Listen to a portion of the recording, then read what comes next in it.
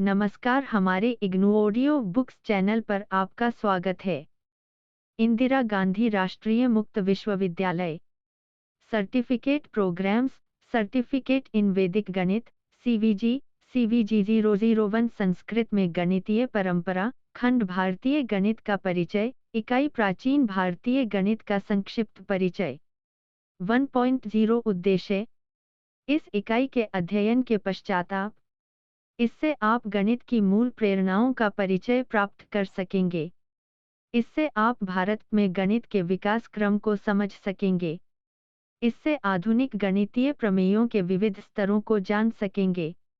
आधुनिक गणित के लिए भारतीय गणित के अवदान को जान सकेंगे। आगे युगों में गणित की प्राचीन शब्दावली, उसके कारण तथा आगे के युगों में उसमें आए परिवर्तन को समझ सकेंगे। गणित के प्राचीन उदाहरणों का आधुनिक के साथ समन्वय कर सकेंगे। प्राचीन गणित के विकास के प्राचीन उपादान तथा उनके लौकिक जान सकेंगे। प्राचीन गणित की आधुनिक गणित के लिए विश्वव्यापी देन से परिचित हो सकेंगे। जैन, बौद्ध तथा अन्य संप्रदायों के शब्दों, पद्धतियों पर प्राचीन गणित के प्रभाव को समझ सकेंगे। एक प्रस्तावना। भारत में गणित विद्या एक प्रतिष्ठित विद्या के रूप में प्रतिष्ठित रही है। इस विद्या की सबसे बड़ी विशेषता यह है कि इसके परिणाम हर स्थान तथा हर परिस्थिति में बिल्कुल सही, एक्यूरेट तथा अपरिवर्तनीय, अनचेंजेबल होते हैं। राजनीति, समाज विज्ञान आदि में बदली परिस्थिति में समाज के नियम, परिस्थितियों के परिणाम बदल जाते हैं, पर गणित में आप कहीं भी जाए, किसी भी युग में पूछे तो 2+2 का परिणाम 4 ही होता है। इन नियमों को प्रकट करने वाली भाषा बदल सकती है, पद्धति बदल सकती है, परंतु परिणाम नहीं बदल सकता। गणित की इस विशेषता के कारण विद्वानों में प्राचीन काल से इस विद्या के प्रति बहुत रुचि रही। इसके नियमों को खोज निकालना आसान काम नहीं था, परंतु विद्वानों ने युगों युगों तक परिश्रम के द्वारा जो परिणाम स्थिर किए, उन्हें कोई बदल नहीं सका। यही कारण है कि प्राचीन भारतीय गणित के बहुत से सूत्र आज विश्व में सर्वमान्य हैं। उन नियमों से वायुयान उड़ते हैं, रॉकेट अंतरिक्ष में भेजे जाते हैं। इस इकाई में यह बताने की कोशिश की जाएगी कि प्राचीन भारतीय गणित के ऐसे कौन से रत्न हैं, जिनकी चमक से संपूर्ण विश्व आलोकित है। आज यह अवसर है कि विश्व में गणित के प्रकाश के स्रोत को प्राचीन भारतीय गणित के माध्यम से खोजने का प्रयास किया जाए। 1.2 प्राचीन भारतीय गणित का प्रारंभ है। सामान्य प्रवृत्तियाँ। इस दुनिया में जैसे ही किसी मनुष्य को अपने से भिन्न किसी दूसरे को समझाने का सोच विकसित हुई, उसी समय से गणित का प्रादुर्भाव हो गया। भारतीय समाज में इस दूसरे को त्वम, हिंदी में विकसित शब्द तुम कहा गया। संस्कृत में इसकी गणना करते हुए वम द्वंद्व शब्द में अथवा द्वि कहा गया। ग्रीस में इसके समानांतर डुओ शब्द विकसित हुआ। इस धरती पर जो अकेला देखा गया, जिस तरह का दूसरा कोई नहीं था, उसे एक और एकाकी कहा गया। वेद के एक मनोहारी मंत्र में कहा है कि दिन में आकाश में सूर्य अकेला विचरण करता है। उसके चले जाने पर अकेला चंद्रमा अपनी चौदनी बिखेरता है। सूर्य एकाकी चरती चंद्रमा जायते पुनः। यजुर्वेद 23:10। इस एक के साथ सदा रहने वाले के लिए द्वंद्व का प्रयोग हुआ। प्रारंभ में एक साथ देखे गए युगल को द्वि से संसूचित किया गया। सूर्याचंद्रमस, सूरज और चांद, द्यावा पृथिवी, धुलोक और पृथ्वी लोक, इस प्रकार के युगल के उदाहरण हैं। इससे आगे की वस्तुओं के लिए बहुवचन शब्दों का प्रयोग तथा इन्हें गिनने के लिए त्रि इत्यादि शब्दों का विकास हुआ। निरुक्त में इन सभी संख्याओं के मूल अर्थ हैं। इनके माध्यम से लोगों को गिनना आ गया तथा इस विशेष संक्रिया को अलग से गणन अथवा गणना नाम दिया गया। वैदिक युग में इस प्रकार की संक्रिया अलग शास्त्र का रूप ले चुकी थी तथा इस संक्रिया को करने वाले के लिए विशिष्ट नाम गणक अलग से प्रचलित हो गया था। यजुर्वेद के एक मंत्र में कहा है कि गांव में पानी की इकाई गिनने वाले सरपंच को गणक के रूप में प्राप्त करो। याद से शाबल्यां ग्रामण्यं गणकम यजुर्वेद 30-20। आगे चलकर गणित के विद्वान के लिए यह नाम खूब प्रसिद्ध हुआ। वराहमिहिर और भास्कराचार्य के ग्रंथों में इस नाम का उपयोग करते हुए गणित के विद्वान की भरपूर प्रशंसा की गई है।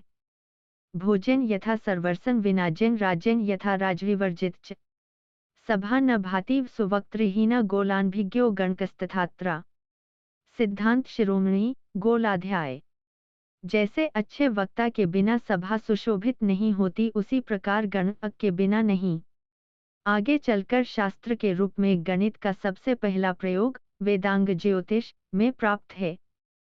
यथा शिखा मयूराणां नागानां मणयो यथा तद्वद वेदांग शास्त्राणां गणितं मूर्धनि स्थितम्। जैसे मोर की कलंगी तथा नागों की मणियां उनके मस्तक पर विराजमान होती हैं, उसी प्रकार गणित सभी वेदांग शास्त्रों में सर्वोच्च शीर्ष पर विराजमान होता है। छांदोग्य उपनिषद में नारद और सनत कुमार की एक कहानी से पता चलता है कि उस समय गणित का नाम राशि विद्या था। स होवाच पिर्ते राशि देव विद्या भगवोध्यमी। छांदोग्य उपनिषद 7.1। 2. गणना का काम तथा इसका अनुक्रम वैदिक युग से प्रारंभ हो चुका था। 1 से 10 तक के लिए मौलिक शब्दों की खोज की जा चुकी थी। वास्तव में ये शब्द कितने पुराने हैं, इनका अंदाजा लगाना आसान नहीं है। ये शब्द भारोपीय युग के माने जाते हैं, अर्थात भारत से लेकर यूरोप तक रहने वालों के प्राचीनतम पूर्वज जब एक साथ रहा करते थे, तब उन्होंने इन शब्दों का विकास किया था। ऐसा मानने का कारण यह है कि भारत से यूरोप तक की भाषाओं में वैदिक 1 से 10 तक के शब्दों के समानांतर शब्द प्राप्त होते हैं। यह उल्लेख बहुत रोचक है कि इन संख्याओं से गिनने का सबसे पहला आधार उंगलियां बनी थी। ये उंगलियां मनुष्य के पास थी तथा सबके लिए सुलभ थीं। इसलिए इन्हें गिनने के लिए 10 तक के संख्या शब्दों का आविष्कार हुआ हो, इसमें क्या आश्चर्य हो सकता है। इस व्याख्या से इस प्रश्न का भी समाधान होता है कि आखिर 10 तक के लिए ही मौलिक संख्या शब्दों का आविष्कार क्यों हुआ। हम जानते हैं कि भारत से यूरोप तक की भाषाओं में 10 से आगे की संख्याएं इन्हीं संख्याओं का योग या गुणन करके बनाई गई हैं। 10 तक की संख्याओं के लिए उंगलियां आधार बनी, इसका प्रमाण उपलब्ध है। वेद के एक रोचक मंत्र में उंगलियों की अनेक विशेषताओं के आधार पर अवनी, कक्षा आदि अनेक नाम दिए हैं तथा इन सब के साथ 10 संख्या का उपयोग किया है। दशावनिभ्यो देशकक्षेभ्यो दशयोक्तेभ्यो दशयोजनेभ्यः दशाभीषुभ्यो अर्चताजरेभ्यो दशधुरो दशयुक्तावहदभ्यः। इसमें कहा है कि इन अनेक विशेषताओं वाली 10 उंगलियों से सोम निचोड़ने वाले पत्थर की स्तुति करो। भाषा विज्ञान के विद्वानों का अनुमान है कि उंगली के लिए इंग्लिश में फिंगर शब्द संस्कृत के पंच से निकला है।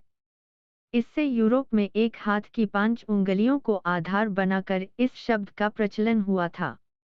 वैदिक युग में 3 लोक, 4 वेद, 5 महाभूत, 6 रस, 7 लोक, 8 धातु, 9 रत्न, 10 दिशाओं को गिनने के लिए विशेष रूप से संख्याओं का उपयोग हुआ।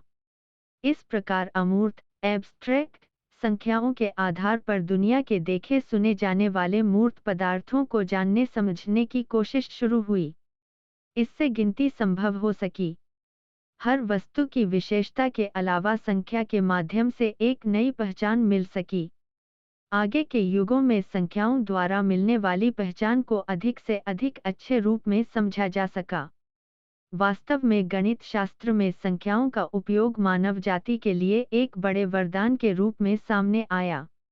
मनोविज्ञान के विद्वान बताते हैं कि किसी भूल भुलैया वाले रास्तों के बीच किस प्रकार खरगोश बाहर नहीं आ सका, परंतु मनुष्य 1, 2, 3 आदि संख्याओं के चिन्ह लगाकर तुरंत ही बाहर आने में सफल हो सका। आज इन संख्याओं द्वारा मिली पहचान के असंख्य उपयोग ज्ञात हो चुके हैं। मानव ने गणित की इन संख्याओं का उपयोग करते हुए अनजाने ही सापेक्षता का उपयोग करना सीख लिया। उसने जान लिया कि 3 संख्याओं के पश्चात ही उन 3 के सापेक्ष ही अगला पिंड 4 है। कोई पिंड हर दशा में वही पिंड है। पर वह अलग अलग संख्याओं के सापेक्ष 3, 4 या 5 कुछ भी हो सकता है। आगे चलकर इन संख्याओं के आधार पर गणित की संक्रियाओं का असीम विकास हुआ। इस विकास का कारण यह विशेषता थी कि इन संक्रियाओं से प्राप्त परिणाम बाहरी दुनिया में सदा सही और सटीक होते हैं। 3 प्राचीन भारतीय गणित का विस्तार तथा मौलिक उपयोग। गणित में मौलिक संख्याओं के द्वारा वस्तुओं की गणना की संक्रिया के पश्चात हर युग में उसका विस्तार होता रहा। पिछले परिच्छेद में कहा है कि उंगलियों को गिनने के लिए संख्याओं के मौलिक शब्द 1 से 10 तक ही हैं। इसके पश्चात की अतिविस्तरित संख्याएं इन्हीं मौलिक संख्याओं के योग और गुणन से निर्मित हुई हैं। इन आगे की संख्याओं के नाम और लेखन से भी यही तथ्य प्रकट होता है। संस्कृत में दश के पश्चात एकादश, द्वादश आदि अथवा विंशति के पश्चात एकविंशति, द्वाविंशति आदि संख्याओं के नाम क्रमशः 1+20 तथा 2+20 आदि योग की पद्धति से निर्मित हुए हैं। इंग्लिश में भी 21, 22 आदि के लिए 20+1 तथा 20+2 आदि योग की पद्धति का उपयोग हुआ है। इसके साथ ही 20, 30 आदि दाशमिक संख्याओं के नामकरण के लिए गुणन की पद्धति का उपयोग किया गया। विंशति, 20, 63, 30 इत्यादि शब्दों के निर्वचन से ज्ञात होता है कि इनका मौलिक अर्थ क्रमशः 2x1020, 3x1030 है। इसके पश्चात शतम, 100 भारत से लेकर यूरोप तक सबसे प्रसिद्ध संख्याओं में एक है। आधुनिक भाषा विज्ञान के विद्वानों ने भारोपीय भाषाओं में संख्याओं के एक वर्ग के प्रतिनिधि शब्द के रूप में सर्वसम्मति से इसे स्वीकार किया है। इस शतम के समानांतर शब्द इन भाषाओं में समान रूप से प्राप्त होते हैं। शतम से आगे की संख्याओं के बहुत से शब्द भी भारत की तद्भव भाषाओं में कुछ परिवर्तन के साथ अपना लिए गए हैं। वेद में कहे गए अयुत, नियुत जैसे कुछ शब्द छोड़े भी गए हैं। बौद्ध साहित्य में प्रचलित लक्ष्य आदि कुछ संख्याओं को अपनाया गया है। संस्कृत में स्वीकृत प्राकृत शब्दों से आज की हिंदी आदि भाषाओं में कुछ शब्द विकसित हुए हैं। संस्कृत में मेघ अर्थ में अम्बुद शब्द है। उसके प्राकृत रूप अर्बुद को संस्कृत शब्दों में स्वीकार कर लिया गया। इससे ही हिंदी में अरब संख्या विकसित हुई है। इसका अरब देश से कोई संबंध नहीं है।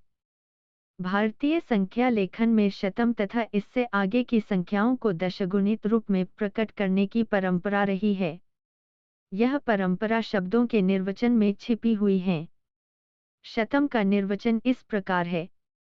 शतं दश दशतः निरुक्त, अर्थात शतम 10x 10 सहस्रम 10x10 x 10।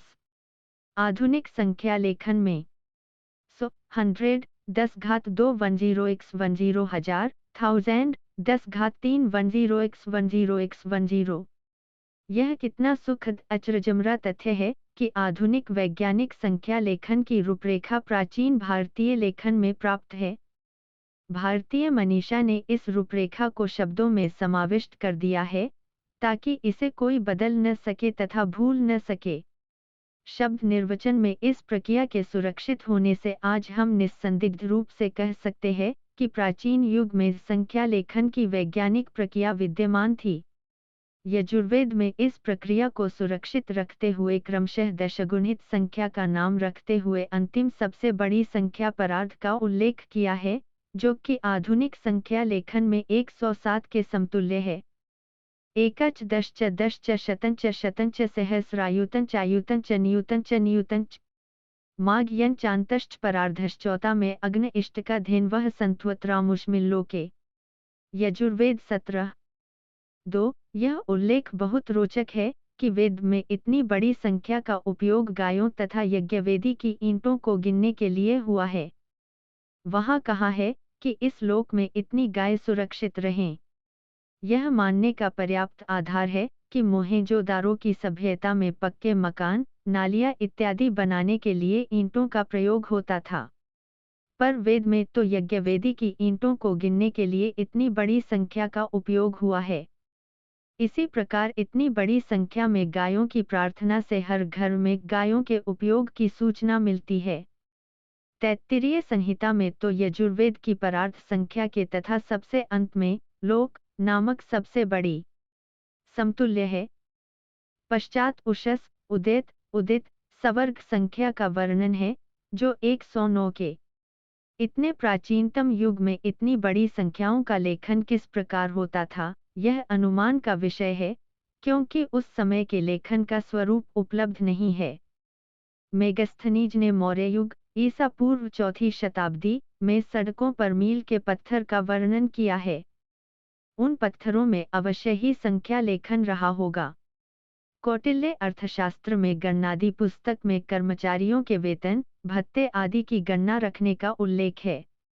उसमें उस विभाग के संख्यायक, अकाउंटेंट, लेखक, क्लर्क आदि का भी वर्णन है। स्पष्टतः इनमें बड़ी बड़ी संख्याएं लिखी जाती होंगी। ब्राह्मी लिपि में संख्या लेखन होता था। इस लिपि में उपलब्ध संख्या लेखन से पूर्व इसके उपयोग का आसानी से अनुमान लगाया जा सकता है, क्योंकि कोई भी लेखन तत्काल उत्पन्न होकर प्रचारित नहीं हो सकता। इसकी प्रतिष्ठा और प्रचार में शताब्दियां लगती हैं। संख्या शब्दों में स्थानीय मान के उपयोग का संकेत अति प्राचीन ग्रंथ निरुक्त में दश के निर्वचन में प्राप्त है। दश दस्तादरी निरुक्त 3.10 योग सूत्र में इसका स्पष्ट उल्लेख है। वहाँ कहा कि एक ही रेखा किसी विशिष्ट स्थान में 100, अन्य स्थान में 10 तथा उससे अन्य स्थान में 1 का बोध कराती है। यथैका रेखा शत स्थाने शतं दश स्थाने दशैका च एक स्थाने योग सूत्र 3.13 पर व्यास भाष्य।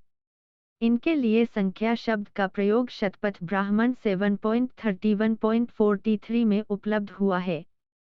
वहाँ कहा है कि इन असंख्यों की संख्या क्या है। कैतासाम संख्याताना संख्या शतपथ ब्राह्मण, इससे प्रकट है कि वे बड़ी बड़ी संख्याओं को भी गिनने का सामर्थ्य रखते थे।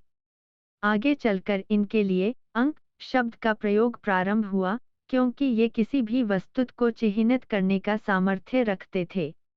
भारतीय दर्शन में संख्याओं की इस विशेषता का विस्तार से वर्णन किया गया है। 1. प्राचीन भारत में अड़क गणित का विकास। जिस गणित में अड़क से संबंधित विशेष संक्रियाएं हो, उसे अंक गणित कहा जाता है। पिछले परिच्छेद में बताया गया है कि अनेक संख्या शब्द योग तथा गुण अन की संक्रियाओं के आधार पर विकसित हुए हैं। द्वादश प्रध्यश्चक्रमेकम ऋग्वेद 1.164.48 इस मंत्र में द्वादश शब्द 2 + 10 12 अर्थ रखता है। सप्तष्टानि विंशतिश्चतस्थु ऋग्वेद 1.164.11 यहाँ विंशति शब्द 2x10 20 अर्थ वाला है। इस संपूर्ण पाद में 700 + 20 720 यहाँ सैकड़ा संख्या के साथ जोड़ की संक्रिया की गई है। वेद में प्राप्त एकोनविंशति शब्द व्यवकलन या घटाने की संक्रिया को प्रकट करता है। इसका अर्थ एकोन एक कम विंशति 20 है। इस प्रकार यह शब्द 20119 इस संक्रिया से निष्पन्न है। इस शब्द से हिंदी का 19 शब्द विकसित है। यजुर्वेद के एक रोचक मंत्र चतस्रश्च मेष्टोच में द्वादश में यज्ञेन कल्पताम यजुर्वेद 18:25 में 4 संख्या को 1 2 3 से गुणित करते हुए उनका नाम सहित उल्लेख किया गया है। इस प्रकार वहाँ समांतर श्रेणी का विकास किया गया है। इस मंत्र में 4 से 4 के समूह के पात्र यज्ञ से जुड़े ऐसा कहा गया है। पंचविंश ब्राह्मण में 1224486 के कम से 3,93,216 तक कहते हुए गुणोत्तर श्रेणी का उदाहरण प्रस्तुत किया गया है। वेद के ही एक मंत्र में सम संख्याएं तथा एक अन्य मंत्र में विषम संख्याओं का उल्लेख किया गया है। एकाच में तिसृष्ट में तिसष्ट में पंचच में पंचच में यज्ञेन कल्पन्ताम यजुर्वेद 8.24। इसके साथ ही वेद के अनेक शब्दों से भिन्न संख्याएं तथा उन पर योग आदि की संक्रियाएं सूचित की गई हैं। जैसे वहाँ पाद 1/4 है, क्योंकि गाय के 4 पैर होते हैं। उन्हें यदि समूह में एक माना जावे तो उस संपूर्ण के सापेक्ष एक पैर 1/4 के समतुल्य है। इसी प्रकार शफ 1/8 है। क्योंकि गाय के 8 खुर होते हैं, उन खुरों के एक समूह के एक सापेक्ष 1/8 खुर है। वहाँ इन्हीं कारणों से कुष्ठ शब्द 1/12 अर्थ में प्राप्त है। इन शब्दों पर अनेक संक्रियाओं द्वारा पुनः अनेक शब्द निर्मित हुए हैं। जैसे पाद 1/4 के आधार पर सपाद, हिंदी सवाया 1+1/4 5/4, चौथाई सहित 1।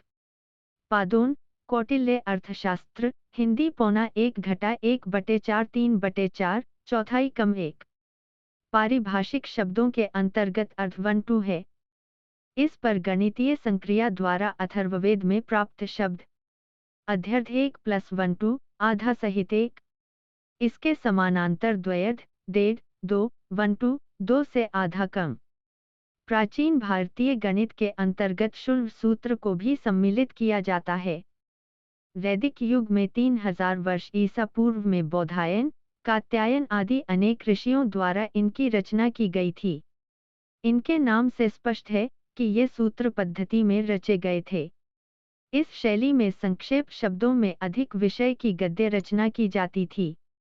शुल्ब का अर्थ रस्सी होता था। आजकल कारीगरों द्वारा नापने के लिए टेप की तरह रस्सी का प्रयोग होता था। गणित में इसका सर्वाधिक उपयोग होने से इसका नाम शुल्ब गणित रखा गया था। शुल्ब सूत्र की रचना का प्रमुख उद्देश्य यज्ञ में प्रयोग की जाने वाली अनेक प्रकार की वेदियों का निर्माण करना था। उस समय अनेक प्रकार की कामना पूर्ति के लिए ज्योतिष्टोम आदि बड़े बड़े यज्ञों का अनुष्ठान किया जाता था। इसके लिए अनेक प्रकार की एवं विविध आकार की वेदियों का निर्माण किया जाता था। शुल्ब सूत्रों में इनके लिए अंकगणित, रेखा गणित से संबंधित अनेक विधियों, सिद्धांतों का वर्णन किया गया है। इस प्रकार भारत में गणित का अवतरण तथा विकास मूलतः यज्ञ कार्यों के लिए हुआ था।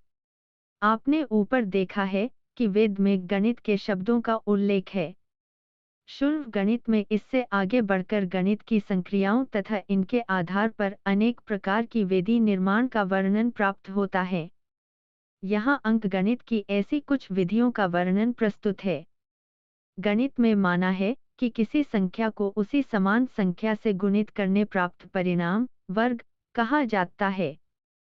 समद्विघात करीति तदनुसार 2 2x 2 4 वर्गहस्त द्वाभ्यां चत्वारि प्रमाणतरितीयेन वर्धयेत तच्च चतुर्थेनात्मचतुस्त्रिंशोनेन। बौधायन शुल्ब सूत्र 1.2 61 2 1+1/3 प्रमाणांतरितीयेन वर्धयेत +1/3 जमा 4 तच्च चतुर्थेन घटा 1/3 गुना 4 गुना 34 आत्मचतुस्त्रिंशोनेन। इस संक्रिया को एक साथ लिखने पर यह परिणाम प्राप्त होता है। 2 1 + 1/3 जमा 1/3 गुना 4 घटा 1/3 गुना 4 गुना 3। इस संक्रिया को आगे बढ़ाने पर 3 का वर्गमूल इस प्रकार प्राप्त होता है। यह कितना सुखद विस्मयकारी है कि आधुनिक गणित में भी 2 तथा 3 के वर्गमूल का 4 दशमलव संख्या तक यही मान प्राप्त होता है। शुल्ब सूत्र की इस संक्रिया की सार्वत्रिक विधि तथा तार्किकता अभी तक ज्ञात नहीं हो पाई है। परंतु इतना तो स्पष्ट है कि शुल्ब सूत्र के ऋषि इसे ज्ञात कर चुके थे। 1. अंश प्राचीन भारत में रेखा गणित एवं बीज गणित का विकास। प्राचीन भारतीय गणित में रेखा गणित का सर्वाधिक विकास हुआ था। उस समय तत्वदर्शी ऋषि प्रकृति की अनेक आकृतियों से बहुत प्रभावित हुए थे। उन्होंने उन आकृतियों को यज्ञवेदियों, यज्ञ पात्रों में अनुकरित करने का प्रयास किया। इस क्रम में उन आकृतियों के नाम, पहचान, उनका मापन, उन्हें द्विगुणित, त्रिगुणित इत्यादि करने के सूत्र विकसित किए गए। इस प्रकार किसी पत्थर या लकड़ी की चतुर्भुज आकृति को चतुरस्र नाम दिया गया। इसका अर्थ 4 कोनों वाला यह है। यह शब्द इस आकृति की सही पहचान बताता है। इसके 2 विभाजन विकसित किए गए। समान भुजाओं से बनने वाले को समचतुरस्र कहा गया। इसे आजकल वर्ग कहते हैं। दो असमान भुजाओं से बनने वाले को आयतचतुरस्र कहा गया। आजकल इसके एक हिस्से आयत शब्द के प्रयोग का प्रचलन है। वर्ग या आयत का क्षेत्रफल। शुल्ब सूत्र में कहा है कि वर्ग या आयत जितने पद या सेमी लंबा तथा चौड़ा हो, उतनी रेखाएं एक एक पद या सेमी की दूरी पर खींचें। इससे एक एक वर्ग पद या आधुनिक एक सेमी के मानक मात्रक प्राप्त होंगे। उन्हें जोड़ने पर जितने मानक मात्रक प्राप्त हों, उतने वर्ग क्षेत्रफल का यह वर्ग या आयत होगा। यावत् प्रमाणा रज्जुर्भवति तावन्तस्तावन्तो वर्गा भवन्ति तान् समस्येत। कात्यायन शुल्ब सूत्र 3.7। वर्ग के विकर्ण पर बनने वाला वर्ग। आगे कहा गया है किसी समचतुरस्र अर्थात वर्ग अ के विकर्ण डायगोनल पर बनने वाला वर्ग अपने पिछले वर्ग अ के क्षेत्रफल से दुगुने क्षेत्रफल वाला होता है। समचतुरस्रस्याक्षाया रज्जुर्दिस्तावती भूमि करोति। बौधायन शुल्ब सूत्र 1.45। इसका कारण यह बताया गया है कि इस वर्ग अ पर बनने वाले विकर्ण का प्रमाण अगणित द्विकर्णी या 2 का वर्गमूल अर्थात अटू होता है। इसे इस प्रकार सिद्ध करते हैं। वर्ग जिसकी भुजा अ है, उसका विकर्ण रूट अघात 2 प्लस अघात 2। इस प्रकार यदि यह विकर्ण अटू है, तो इस पर इसी प्रमाण की भुजाओं द्वारा निर्मित वर्ग का क्षेत्रफल पिछले अवर्ग से दुगुना होगा। समकोण त्रिभुज के त्रिक ए बी सी 3 4 5 5 12 13 7 24 25 त्रिक चतुष्कयोः पंचिकाक्षणया रज्जु आपस्तंभ शुल्ब सूत्र 5.0। इस नियम के अनुसार बनने वाले त्रिक में सी से बी सदा एक कम होता है। इन्हें द्विगुणित तथा त्रिगुणित करने पर भी त्रिक प्राप्त किए जा सकते हैं। द्विगुणित करने पर सी से बी सदा 2 कम तथा त्रिगुणित करने पर यह 3 कम होता है। इन नियमों के आधार पर आगे चलकर इस गणित का बहुत विकास हुआ। वृत्ताकार और अंडाकार। प्राचीन भारतीय गणित में वृत्ताकार, सर्क्युलर और अंडाकार, इलिप्टिकल फिगर, पिंडों के नियमों का भी उल्लेख हुआ है। वेद में सूर्य के आकार को वृत्त नाम दिया गया तथा इसे चक्र के समान बताया है। चक्रं न वरित्तं व्यतिर्विविपत्। ऋग्वेद 1.155.6। वेद के एक आलंकारिक मंत्र में कहा है कि सूर्य के इस चक्र की बदौलत सूर्य आकाश में तीव्र गति से परिभ्रमण करता है। वास्तव में सूर्य के वृत्ताकार तथा इसके फलस्वरूप इसकी तीव्र गति को देखकर ही लोगों ने बैलगाड़ी के लिए चक्र का आविष्कार किया, जो कि दुनिया की बड़ी उपलब्धियों में से एक है। वेद में कालचक्र तथा पार्थिव चक्र को एक समान मानते हुए दोनों का एक ही समान विभाजन बताया है। द्वादश प्रध्यश्चक्रमेकं त्रीणि नभ्यानि क उतच्चिकेत। तस्मिन् साकंत्रिष्टा न शंकवोर्पिता षष्टिर्न चलाचलास। ऋग्वेद 1.164। 48। कालचक्र व पार्थिव चक्र। 12 महीने का एक वर्ष, 12 प्रधि का एक वृत्ताकार, 30 दिन का एक महीना, 30 अंश की एक प्रधि। आठ 30x12 360 दिन का एक वर्ष, आठ 30x12 360 अंश का एक वृत्त। यह सुखद है कि वेद में वर्णित 360 अंश का एक वृत्त यह आज पूरे विश्व में मान्य है। 17 वृत्त के समतुल्य क्षेत्रफल वाला वर्ग। शुल्ब सूत्र में किसी वृत्त को समतुल्य क्षेत्रफल वाले वर्ग में तथा इसके व्युत्क्रम किसी वर्ग को समतुल्य क्षेत्रफल वाले वृत्त में बदलने का नियम बताया है, जो कि काफी सीमा तक सही उतरता है। उनके इस नियम से वृत्त के क्षेत्रफल तथा वर्ग के क्षेत्रफल के सूत्र का संकेत प्राप्त होता है तथा इस क्रम से एक का मान ज्ञात होता है। मंडलं चतुर्संचिकीर्षन् विष्कम्भं पंचभागान् कृत्वा द्वावुद्धरेत्। त्रयोदशावशिष्यन्ते। आपस्तंभ शुल्ब सूत्र 3.6। इससे यह माना गया है कि किसी वृत्त के विष्कम्भ अर्थात व्यास के 15 भाग करने पर दोनों तरफ एक एक भाग छोड़कर व्यास प्रमाण रेखा द्वारा वर्ग बनाने से उस वृत्त के क्षेत्रफल के समतुल्य वर्ग क्षेत्रफल प्राप्त होता है। इस प्रकार वृत्त का व्यास d होने पर समतुल्य वर्ग क्षेत्रफल की भुजा 13/15 d का अथवा 13/15 x2 और 15 जहां r वृत्त की त्रिज्या है। विवरण के लिए स्क्रीन को देखें। बीजगणित। प्राचीन भारतीय गणित में बीजगणित का अधिक विस्तार नहीं है। बीजगणित में किसी व्यक्त राशि के द्वारा अव्यक्त राशियों का पता लगाया जाता है।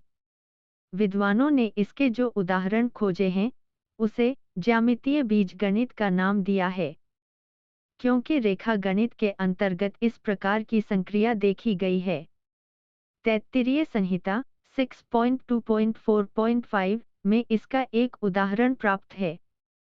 36 स्क्वायर प्लस 15 स्क्वायर 39 स्क्वायर। इस परिच्छेद में समकोण त्रिभुज के जो त्रिक के उदाहरण दिए हैं, वे सभी इसके अंतर्गत हैं। शूल सूत्र में इन त्रिकों के प्राप्त करने के नियम के संकेत दिए हैं। उनसे इस प्रकार के समीकरणों को हल किया जा सकता है। X square plus Y square = इस स्थिति में ये ज्यामितीय बीजगणित के उदाहरण बन जाते हैं। 6 सारांश। प्राचीन भारतीय गणित किस शास्त्र के विकास का मूल है? यह गणित का सर्वोत्तम अध्याय है। दुनिया के पदार्थों को संख्या का रूप देना तथा उनसे उनकी पहचान बनाना बहुत बड़ी उपलब्धि है। प्राचीन भारतीय गणित में गणित का जो मूल स्वरूप स्थिर हुआ, उसने विश्व गणित में मान्यता प्राप्त करी। संख्याओं के नामों को भारत से यूरोप तक की भाषाओं में स्वीकार किया गया। संख्याओं के लेखन में स्थानीय मान के उपयोग को विश्व गणित में स्थान प्राप्त हो सका। यह कितना सुखद है कि इस लेखन से ही गणित के योग आदि की संक्रियाएं परिचालित हो सकीं। रोमन अंकों से यह संभव नहीं था। अंक गणित, रेखा गणित आदि का मूल भी प्राचीन भारतीय गणित में प्राप्त है।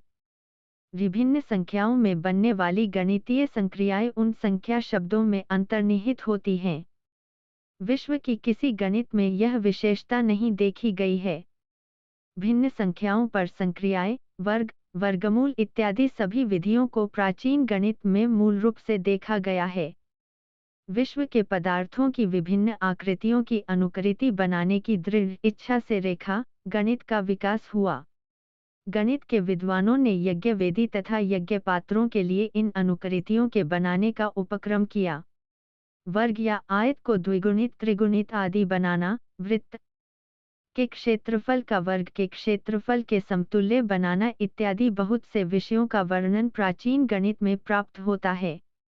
वास्तव में प्राचीन गणित पाइथागोरस, यूक्लिड आदि विद्वानों का प्रेरणा स्रोत रहा है।